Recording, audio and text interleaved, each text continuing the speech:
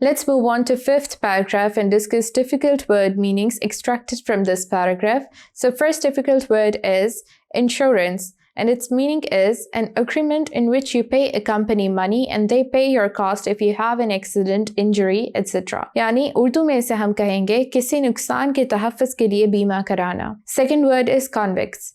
It means a person found guilty of a criminal offense and serving a sentence of imprisonment, यानी सज़ा याफ्ता कैदी. Third is allowance. It means money that you are given regularly, especially to pay for a particular thing, यानी तरसीले ज़र. Let's move on to the explanation of this paragraph. अब इस paragraph में हम क्या देखते हैं कि पिप जो है वो लंदन जा चुका है और लंदन में उसे रेगुलरली मंथली पैसे मिल रहे हैं, अच्छी खासी रकम मिल रही है जिससे वह अपनी लाइफ को सेट कर रहा है. उसने एक फ्लैट में रहना शुरू कर दिया है एक यंग आदमी के साथ जो कि एक इंश्योरेंस कंपनी में काम करता है और उसके पास इतने पैसे नहीं होते हैं. कुछ सालों बाद पिप को वही प्रिजनर मिलने आता है, वही कैदी मिलने आता है जिसको पिप ने कुछ को दिया होता है. पिप ये देखता है कि उसको कुछ दूसरे कॉन्विक्ट्स यानी कैदियों के साथ ऑस्ट्रेलिया भेज दिया जाता है और वो वहां भी पुलिस के हाथों छूट जाता है और एस्केप कर जाता है और वहां पे एक वेल्थी फार्मर बन जाता है, किसान बन जाता है, which means उसके पास काफी पैसे हैं.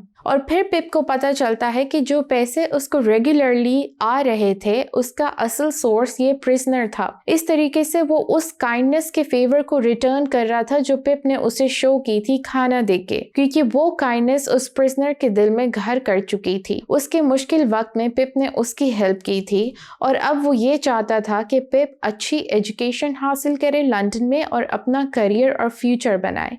इस वजह से वो पिप को फाइनेंशियली हेल्प कर रहा था और पुलिस अभी भी उसकी तलाश में थी, वो वांटेड क्रिमिनल था. Let's move on to sixth paragraph and discuss difficult word meanings extracted from it. So first difficult word is abroad. It means in or to a foreign country or countries, यानी overseas या बैरून मुल्क. Second is sentenced.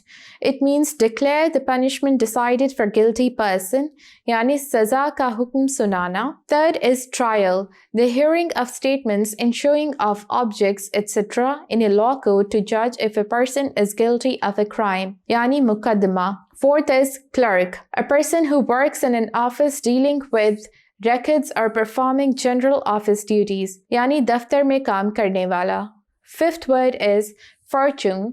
It means a large amount of money or assets, यानी दौलत. Let's move on to the explanation of this paragraph. अब पिप को भी ये बात छू गई थी कि प्रिजनर ने उसके फेवर को रिटर्न करने के लिए उसकी कितनी हेल्प की, यहाँ तक कि उसको अच्छी एजुकेशन दिलाने के लिए, उसका करियर सेट करने के लिए उसको पैसे दिए, ह्यूज अमाउंट ऑफ मनी दिया. पिप बहुत ही सेल्फलेस बच्चा था और मैनहुड में भी उसकी ये काइंडनेस उसके साथ रही. उसने अनकंडीशनल वे में पूरी कोशिश करना चाहिए कि वो इस प्रिजनर को बचा ले. तो अपने फ्रेंड के साथ मिलके उसने ये डिसाइड किया कि हम इस प्रिजनर को शिप के थ्रू बैरून मुल्क ले जाएंगे ताकि पुलिस जो इसकी अभी भी तलाश में है इसको पकड़ ना पाए. वो शिप में जाने ही लगते हैं कि पुलिस और सोल्जर्स आ जाते हैं और उस कैदी को दोबारा से पकड़ लेते हैं, रिकैप्चर कर लेते हैं. कोर्ट में उसके ट्रायल में प्रिजनर के मुकदमे में उसे सजाए मौत सुनाई जाती है, लेकिन उसको सजा होने से पहले ही उसको नेचुरल डेथ आ जाती है और वो मर जाता है. और बाय लॉ जो भी उसके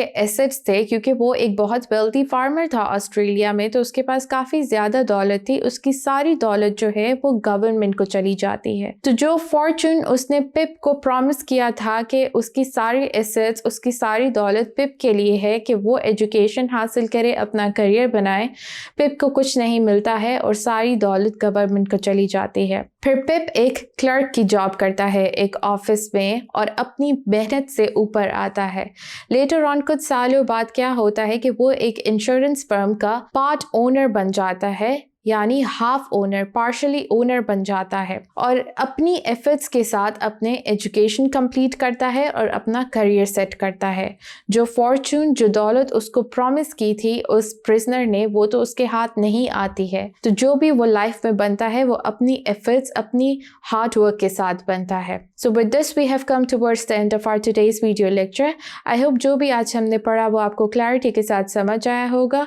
इंशाल्लाह will be meeting with some new topic in next next video. Till then, take care. This is me, Maha, your English instructor from tutoria.pk signing out.